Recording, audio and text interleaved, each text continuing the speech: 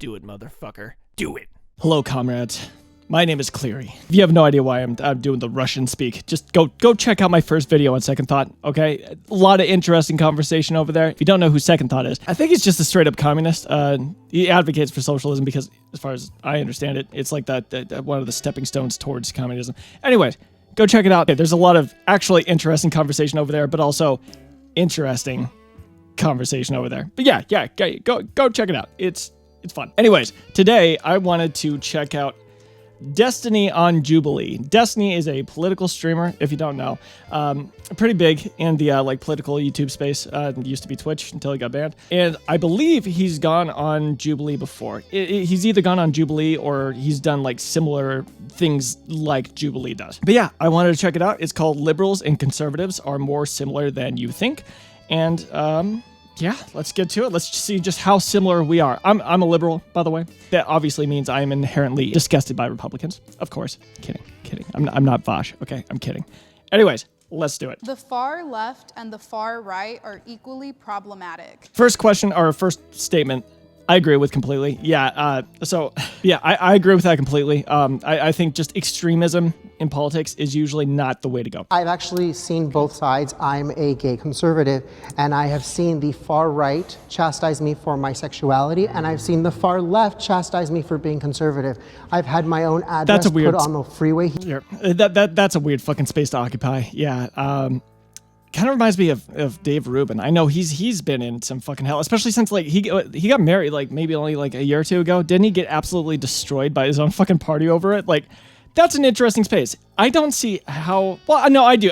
It's weird. I'm not. Definitely don't throw out the fucking token bullshit. By the way, dude. Like, just because the party you're in doesn't accept like a certain aspect of you doesn't mean you like automatically disagree with like some of their overall points. It's just fucking ridiculous to write people off that way. A very unfortunate space to occupy. Yeah, being gay, but also agreeing with a lot of conservative, ideas.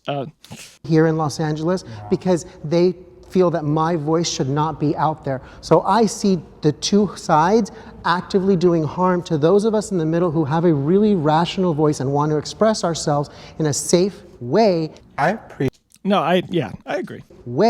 I appreciate the anecdotal experience that you had, but I think my issue saying that liberals are more problematic, I think everyone is. What I talk about in my anecdotal incident is where I have never had a conservative physically attack me on the streets for what I am or who I am. They may verbally attack me. I've got that from the left too, but the left has physical attacks on my physical being out on the streets because I'm expressing myself. So I mean, multiple. Stop. Oh, Jesus. Yeah, I'm not really sure what to say about that overall. I would have to look it up. I don't know which party's more I want to say Republicans. I know that that could be biased, dude. I don't know, but come on, January 6th. There's definitely some aspects of violence to that, wouldn't you say? Also, they just seem to be less accepting overall. I know you can throw the same accusation back at liberals when it comes to how they treat conservatives. I get that. Thankfully, though, it seems like political violence just isn't that common in America. We can all just thank God for that. Second thing is this kind of playful attachment to facts. People on the far left and the far right, whether we're talking about Israel-Palestine or vaccines, people seem to have very fun activities in terms of just completely making stuff up regarding these two things. Yeah, you would say that. And then the third thing is the demonization of political opponents, where people on the far left and the far right engage in this idea that the people on the opposite side of the aisle, they're not just different or have different ideas, they actually hate the country, they want to destroy us. Dude, I have fought in Vosh's comment section with people who genuinely, because Vosh, dude, he has said multiple times that Republicans are essentially fucking demons here to just make your life worse. I have had, he says that, over abortion and stuff like that too. Even though he so very obviously knows why Republicans are against abortion. They see the fetus as like a fucking baby. They think there's a fucking baby genocide going on. They're trying to stop a baby genocide. So of course, they're not doing it for evil purposes or whatever. They're good intentioned people. I personally, I think they're on the wrong path, but still, it doesn't mean they're being malicious or whatever. But no, dude, some super far left people do this to Republicans. And no, Republicans obviously do this Democrats too and shit, which is also not very good. Vosh is just the best example I have in my head of this. He is so bad. His community, even if he personally doesn't believe it, his community does. His community genuinely seems to believe that all Republicans are evil, and it's just batshit insane to me. It's just the crazy. Don't demonize political opponents, okay? Most of us are good-intentioned people that are just trying to like push for what we believe in. That's all. Okay, that's it. Oh, is my fucking hair dry? I've been letting my hair dry before videos, but this one I had to go. I had to fucking go and do it. Radical leftist, now I'm sort of right of center, and I feel like I get characterized as a far-right extremist quite a bit. So I was thinking, what does far-right even mean? Because so many people who I deem to be reasonable are characterized as far-right. And Well, of course, it's gonna depend. Just these are like my general thoughts on what it is to be like far right and far left, I suppose. Far right's usually like incredibly, strictly religious, very against like different sexualities, and they do seem to be pretty against other races. Not saying all far-right people are fucking racist. It kind of seems like a lot of them are, though. And they're very much okay. Well, I'll say this for both ends. But yeah, dude, far-right people are definitely okay with like a strong man, a totalitarian leader coming up, taking power, and just bulldozing, doing whatever the fuck like he wants, essentially. And then the far left, communists. But also people that think you can identify as literally anything you want. I think that is just like the extreme end of like the trans stuff. It's crazy that we even got here because people used to make like the attack helicopter joke, and now like people on the left are actually making arguments like, never mind. I don't want to get too far into that. Stop identifying as animals. Anyways, yeah, wanting to abolish gender and like police. Very strange in my mind. It seems like most people like are pretty comfortable with the genders they're assigned at birth. Like it seems like it works out for most people. And obviously, we need a police force to some extent. Otherwise, fucking anarchy. Well, some of you might actually think that's a good thing. No, it's not. We need like laws, and we need things like that allow us to enforce those laws. It's a necessity in order for us to have like a civil society. And like I said before, they would probably also be, the far left would probably also be okay with a strongman sort of figure coming up and just like passing anything and everything they want to get passed, no matter how popular it is.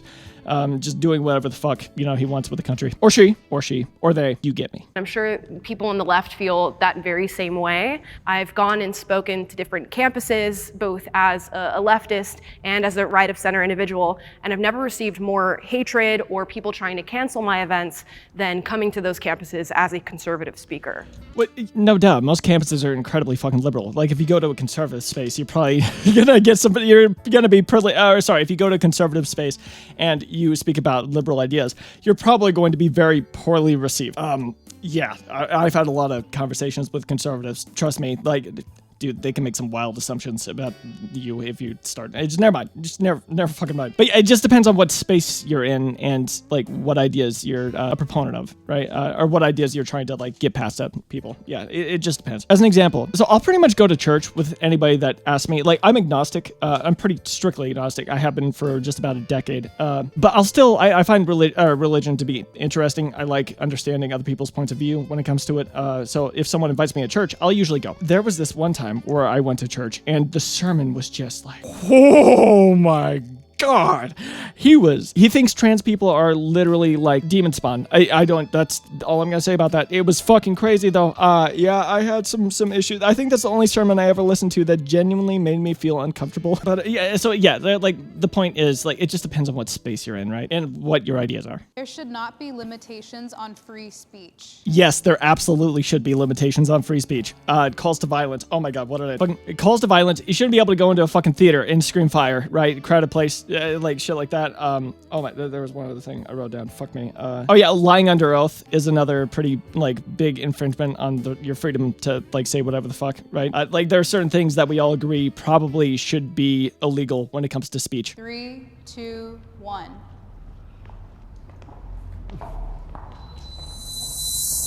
Okay, I hate this prompt. Because we on, all Disney. agree Get 'em. that like direct calls to violence are not acceptable. I imagine Right. we all agree like you can't scream fire in a theater.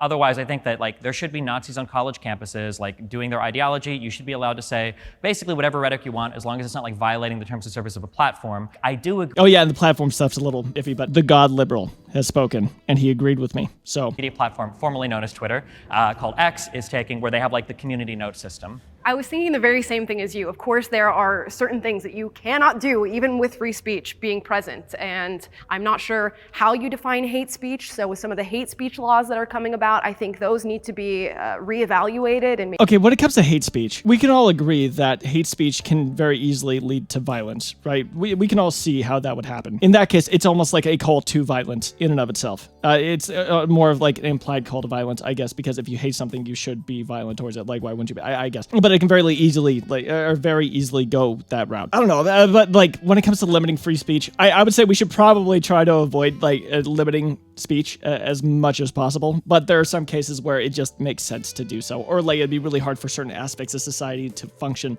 without those limitations, right? Students are the most, I would say, abrasive when it comes to speaking out against injustices. I'm a free speech absolutist. No. I think that there should be repercussions to certain free speech. Oh wait, then you're not an absolutist. I don't. Never mind. That's that guy's. It's a constitutional right, and yeah, that's where I stand with it. Okay, sure. I mean, but you're like, you just explained how you're not a free speech absolutist. So never mind. Okay. Well, because like, dude, I don't think you can truly be a free speech absolutist because you run into ridiculous fucking like things. Whereas like, no, you must be able to allow these things to happen. It's like, no, there are obviously certain things we should limit speech-wise. Yeah, I don't want any apps being banned. Right. I don't want people being banned from certain apps.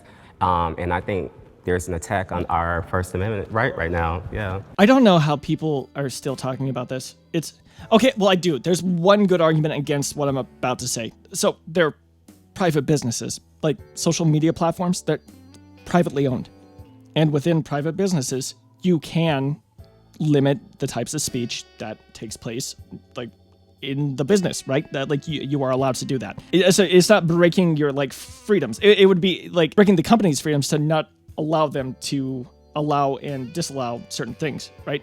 That argument just never made that much sense to me, except for the fact that like the public square thing, like social media has in a large way become how we communicate with each other today. So you could argue that banning people from like using those platforms or like banning certain types of speech on those platforms, like it starts to infringe on people's fundamental like rights because it like, you know, social media has become like the new age public square, right? There's that. I would say that's a pretty good argument against like what I believe that, you know, businesses should be able to limit this stuff.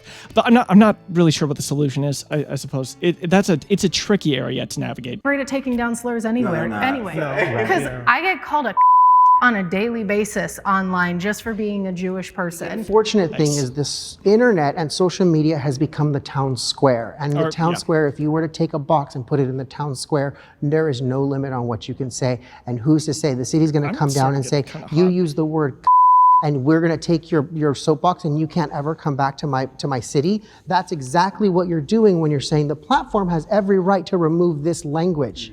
So yeah, that guy just gave the best argument against my idea when it comes to like the social media limiting free speech. But I don't know what the solution is. I just don't. I'm rolling up my sleeves because I'm getting a little toasty. You have so many options. I think we have to be really careful when we talk about the concept of free speech. I like the concept of free speech, and I would defend that across multiple platforms, but that's fundamentally different than the First Amendment. The First Amendment has nothing to do with like the concept of free speech. Right. The First Amendment prohibits Congress or state or local governments from making laws specifically abridging your right to freedom of speech. Like hate speech laws don't exist in the United States because there's not hate speech. Hate can be an aggravator to an existing crime, but we don't outlaw certain types of speech. Twitter does not have a legal obligation. It's a violation of their First Amendment right to say they have to host whatever type of speech or tweet that somebody has on the platform. So that's just a better way of saying what I was saying. Yeah. I often criticize my own political party. I don't know if I do this enough. For the Democrats, I think ACAB was fucking ridiculous. They were obviously, I mean, like, our justice system, like, it's proven beyond, like, any reasonable, like, doubt at this point. Like, our justice system has ruled, like, in favor of Rittenhouse and all that. Like, it seems like it was self-defense. Really hard to argue that it wasn't at this point. If you're still doing that, you're fucking insane. So I disagree, like, with the Democrats on that. And once again, when it comes to like identifying as like some fucking wacky shit, I'm still pretty like about that idea. I'm not really sure about that one. Like, I guess if I had a coworker that wanted me to refer to them as a fucking deer, like, I don't know if I could actually do that. I could do it with a straight face. I don't know. I have no. Oh god. Anyways. I see that you're on the disagree standing side. out. Like, Sitting here what listening- brought you there? What brought me here is because I tend to be a more, I guess you could say, traditional conservative. Oh wait, his fucking name's Mario? How did I not catch that till now? He's all dressed in red and shit, and he's got like, oh, he's got this, dude, I have not been paying any attention. He's got that fucking like Civil War, like, stash thing going on. It's kind of like, well, it's like with a munchop. Oh, except he's got a little hang down here. Oh, dude, you should get rid of the hang down and just do like a whoop. In that I don't like to speak ill of my own party. I just don't. For me to go out and air their dirty laundry out where everyone can see it is only going to put a blemish on them. And I always want to put my best foot forward, and I always want to put my party's best foot forward. But Guys, it seems like I would disagree with this guy on a lot when it comes to like policy and the direction the U.S. should head in, but he's also very reasonable. That's smart to an extent, right? Like showing solidarity with your party is a good thing. I mean, it's also good to question the shit you're hearing from them, because I mean, if you're going to believe any bullshit coming from like any one location, it's gonna be like from your own party, like right, like a group you trust. That's the most likely spot where you're going to run into like misinformation that you don't catch. So it's good to be critical of your party to an extent, I think, but also there's something to be said for solidarity. I think when it comes to going to these city council meetings, going to Congress, writing our elected officials, we tend to fall back on that, and we rely on social media, and we rely on demonstrations. There is a lot of infighting on the right that I think makes us look very bad. One thing about liberals, you guys really do stick together and you actually get work done, even. You'll see an example of this here in a sec. I feel like it depends on what side you're looking at it from, right? I mean, it's kind of hard to be aware of infighting when you're not part of the in group, right? Yeah, you're not part of that group that is fighting with each other, right? So like as a Democrat, it can be really hard for me to see the like Republican infighting, but super easy for me to see like all the Democrat infighting, right? And I'm sure it's vice versa. And once again, you'll see an example of that here in a sec. But yeah, I would say there's infighting on both sides.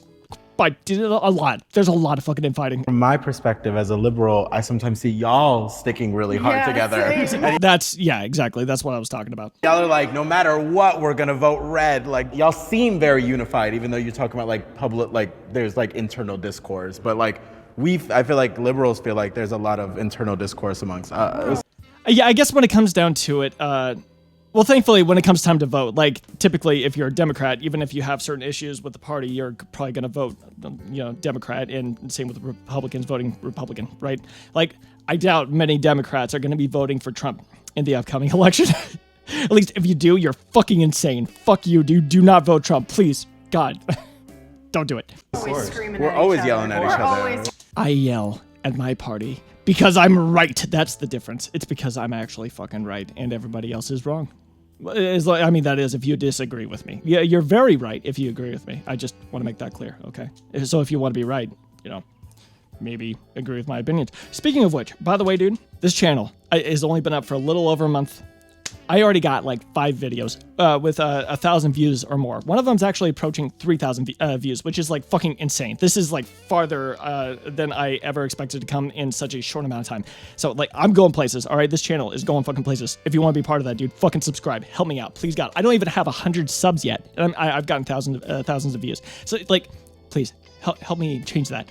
Help me get that subscriber count up through the fucking roof, all right? Be part of the journey. Yeah. Come along with me. See where this channel goes and the crazy shit we end up getting into. The left didn't do that. They put a lot policies. It's like the right stays stuck on certain things, like abortion. It's like they're unbudging with that, and it's like, all right, if we're pro-life, let's be pro-life in and outside the womb. Because they only focus on abortion. Well, what about war? Because now they want to send everybody over to Israel. So I'm like... No, I like that. I like how he's attempting to be like consistent. All right, well, he acknowledges the fact that it is kind of weird to be like, yeah, you're not allowed to abort any of those babies, but fuck them once they're born, right? That is super weird. So he acknowledges that. I respect the fuck out of that. Violence should never be the answer to any issue. So I disagree with that completely. I think...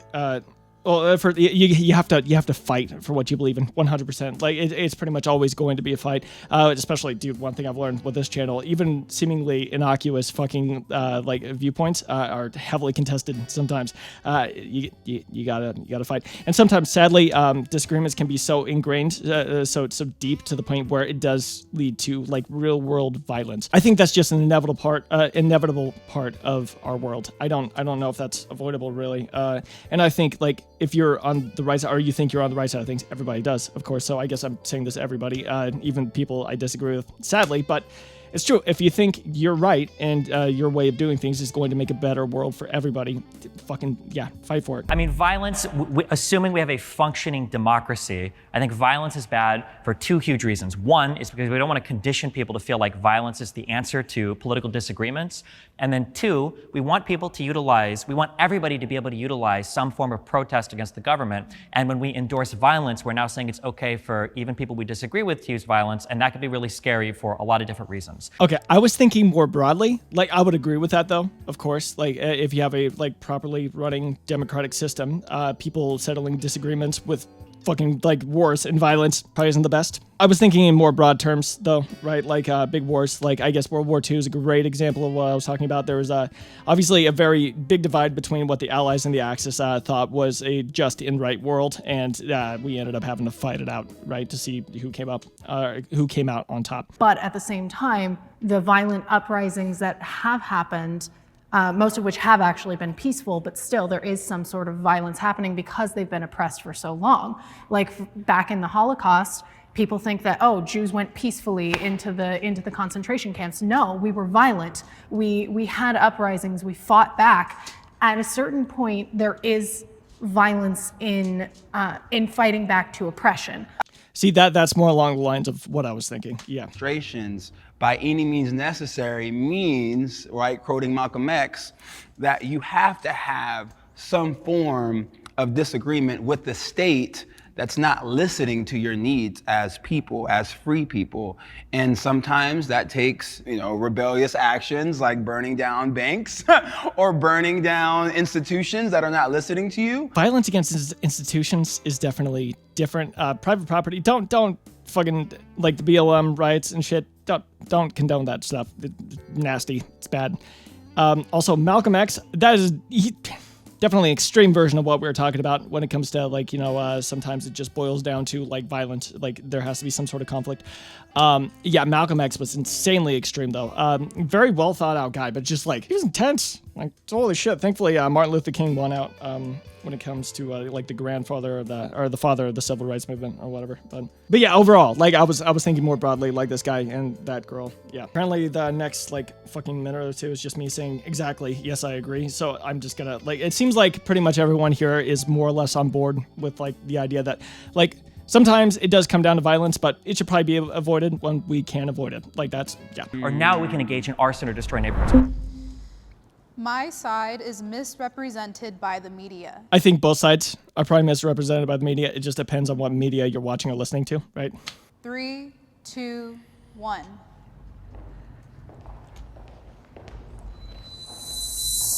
Dude, it's fucking hot in here. Honestly, Jesus. the media is controlled by the left. I really never see any positive light shine on conservatives nor the right in the media ever, unless it's right-leaning media. Yeah, To your exactly. point, what I think is really interesting to even just look at the conservatives who are here today. It's a pretty diverse bunch of people. And when I was on the left, my characterization of conservatives was like white, heterosexual, old man, and to having moved over to that space and see, oh, there's way more people who just happen to have conservative beliefs, or maybe they don't agree with some of the woke stuff that's happening right now. Maybe that's just part of growing up in politics. Like, because I feel like I definitely was more extreme with how I viewed Republicans when I was younger. And I'm not super old or anything. It's not like I'm wise with age or some bullshit, but like it's definitely way easier for me to see like everybody's pretty well intentioned.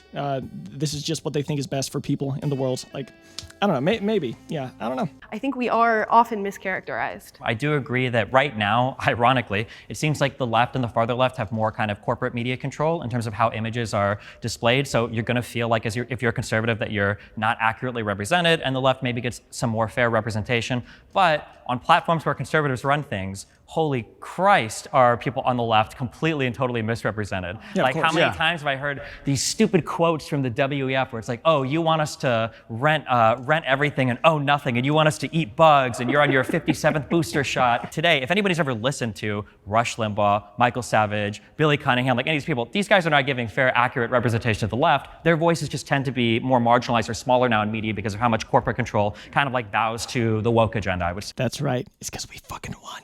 We won. It seems like most people here are like more or less on the same page. You could figure out the facts based on what we're both saying.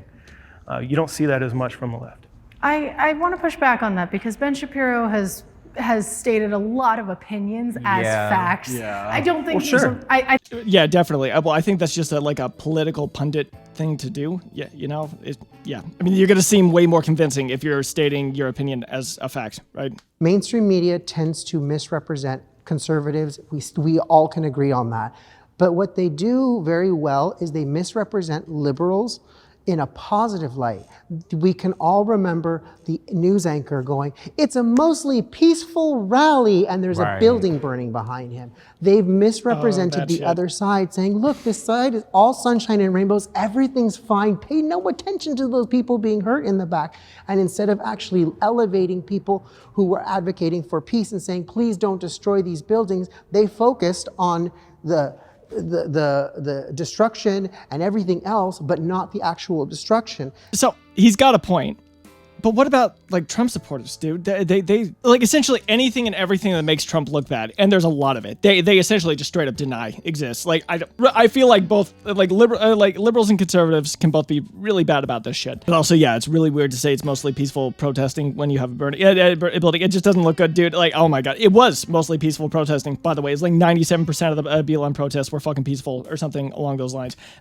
Still doesn't mean we should condone the riots. Riots are bad. Rioting is bad. Don't burn down private businesses and shit, okay? But like, I think this is a both sides problem. We see the truth. The American dream is still alive. I completely agree. I think it is. We still have tons of people immigrating over to the U.S. for better opportunities. We still are like one of the richest countries in the fucking world. When it comes to like mobility, I suppose, and they talk about it a bit, there is a bit of an issue. I feel like there always has been, though. I'll get more into that in just a little bit. But yeah, overall, I would say there are lots of opportunities in America still. So like the American dream, for all intents and purposes, is still like alive. Yeah.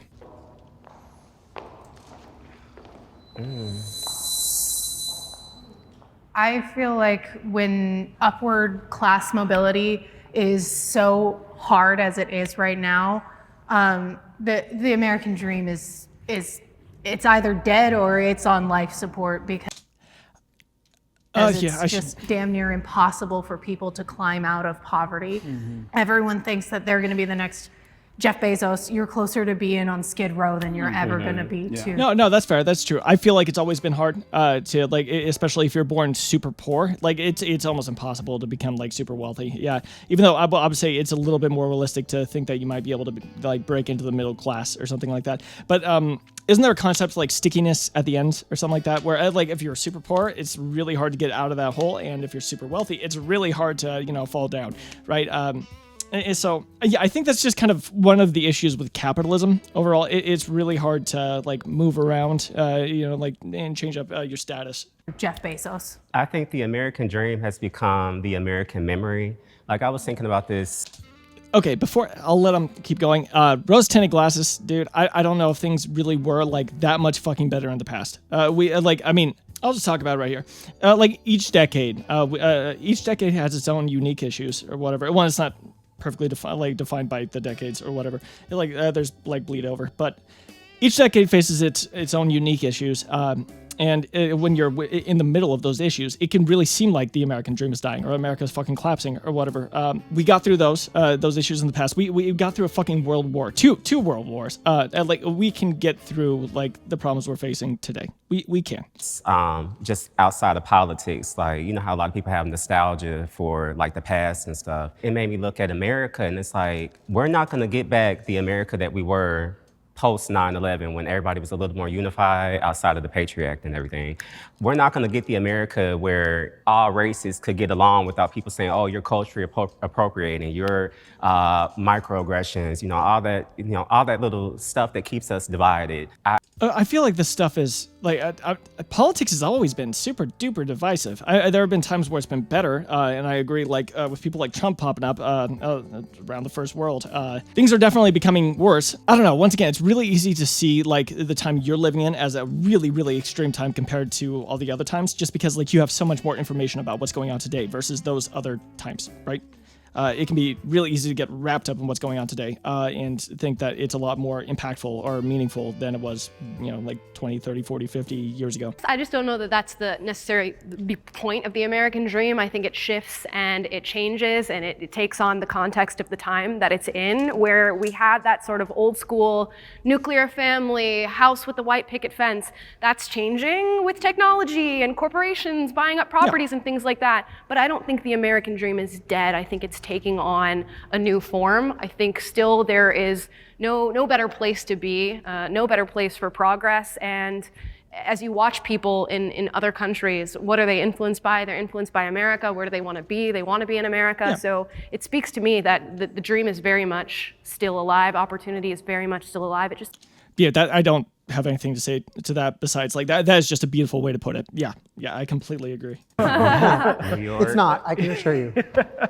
I want to believe that the American dream can be like real. The more I've experienced life, the more I feel it is a little more on the dead side. Like, it's like this idea that we're taught when we're growing up is that you work the hardest, you're gonna get the most, right?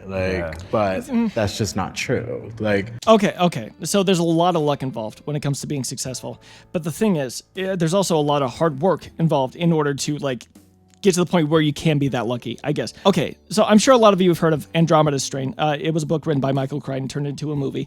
Awesome book, by the way. Fucking read it. Anyways, I think the main doctor, his name's Dr. Steele.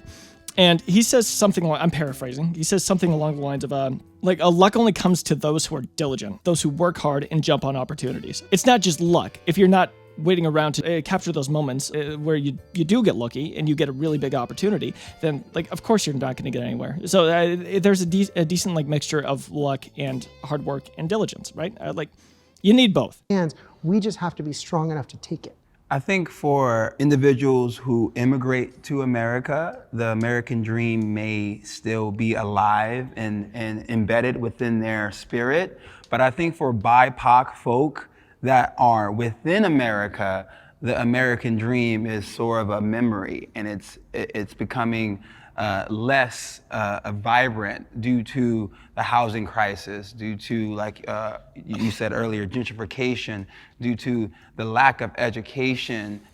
So once again, I feel like it's really, really easy to see the problems we're facing today and be like, oh, there's no solution. It's easy to look back on the decades and those issues in the past and be like, especially since we found a lot of solutions to those problems. It's easy to be like, well, of course we got past this, but what about this new stuff? It's scary and new, and we're still in the dark. We still don't know what's going to happen with it. Same shit, different problems, I guess, right? It seems worse just because we're in the middle of it. That's essentially what I'm saying. Working so hard and they can't. They just feel like a lot of the views you have of the American dream get so politically tainted that one of the things that sucks is for the cool things that are happening in America, you can't even take credit for it anymore. I hate that I chose the most politically divisive topics, but for instance, I personally think the COVID vaccine, that was a huge success of United States innovation and capitalism. I think our guns are really cool. I think that's super awesome. You can shoot awesome firearms in the United States. I'm a proud gun owner from Nebraska. It seems like for all the things that exist that are good, we can't take credit for them anymore because all of them become so heavily politically divided that we start to have this huge doomer outlook on everything. I think it's really... Yeah, so real quick on that, I always like to think about homelessness. People talk about homelessness like it's a gigantic fucking problem in the US. And I'm not sure how many of you know this, but oh god, I looked it up once. It's between 500,000 and 750,000. There are less than 1 million homeless people in America. Isn't that sick? That blew my fucking mind. Personally, that blew my fucking mind because people talk about it it's this super rampant, huge issue that affects millions of Americans. It doesn't. I mean, it's still a huge fucking issue, and we need to help out the people that are in trouble, that are living on the streets, but it's not nearly as big of an issue as people make it out to be. That's just an example of we're not perfect and we need to keep pushing for change, but we need to recognize where we're at and where we've come from. We need to recognize our successes and be we've actually done really good in these areas, or we've done really well in these areas. So it's yeah. Hard for some people to have that optimistic outlook when there is so much in the way. I, as a disabled person, we're still forgotten about with marriage equality. We're still forgotten about when it comes to health mandates. For a lot of people who live this every day, for us, the American dream is dead, and it's been dead for a while. I just think there are only two things you can do. Keep trying and push for change. Just never fucking give up. Never give up. There's always a way for you to succeed. Even if it seems like there isn't, there always is. Trust me. All you can do is keep trying. Please, just keep trying. The fact that we're all here and like clothed and fed and have water and we're here discussing ideas and like how to make this country a better place, to me that completely signifies the American dream. We are To all the communists watching, owned. By the way, owned as in I agree with her. And yes, we're super well off because our society and our economic system, they rock. They're fucking awesome. Hell yeah. are currently living it. That's like, as you said, like a really optimistic view, like, oh, look how far we've come, but what if that's not enough for those people right now? Oh, that's completely so annoying. signifies the Like, oh, look. dream. We are currently living it. That's like, as you said, like a really optimistic view, like, oh, look how far we've come, but what if that's not enough for those people right now? Like, that sucks for the people living right now. Oh, this is the last part I wanted to comment on, and I wanted to leave you guys with a little bit more of an optimistic sort of like outlook on all this stuff. We should always push for change. We should always recognize where our system is failing and try to correct it. No matter how few people it's failing, we should still try to correct the issues. There's not much you can do as an individual. The only thing you can really do when it comes to those systemic failures that do negatively affect you is to keep trying. That's all you can do at the end of the day. If you give up, then you are fucked. You are truly lost at that point. All you can do is keep trying. So please, just at the very least, if you're in a bad spot, keep it in the back of your head. Okay, keep it in the back of your head that there is a way forward, as long as you're trying to improve. And that's where I'm gonna end it for today.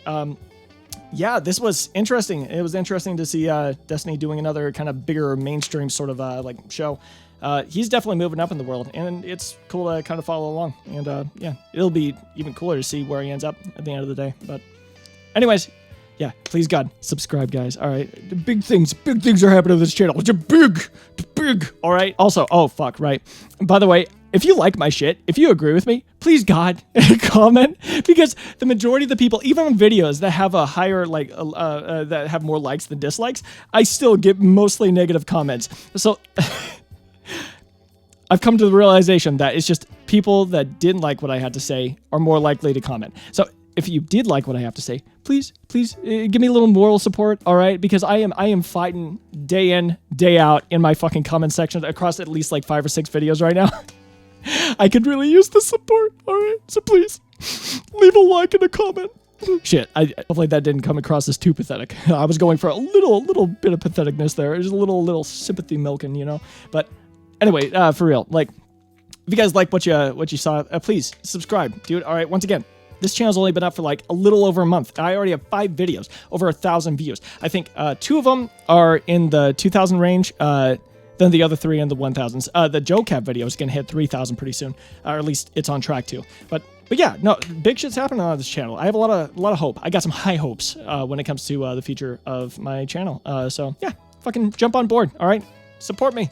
I'd appreciate the fuck out of it. All right, and this has been maybe liberals and conservatives aren't all that different with Cleary, and I love you guys. Bye bye.